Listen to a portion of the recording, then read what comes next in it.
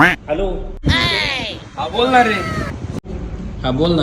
Hello मित्र, अरे कुठे आहे? काय नाही रे, मामा आला ना, तो मटण घ्यायला आलो होतो रे. हॅलो. अरे काय मामा मामा चालवले तो, आम्हाला बी मामा आहेत ना. हा तू मामा आला का पार लय पुढे पुढे करतो मामाचे तू.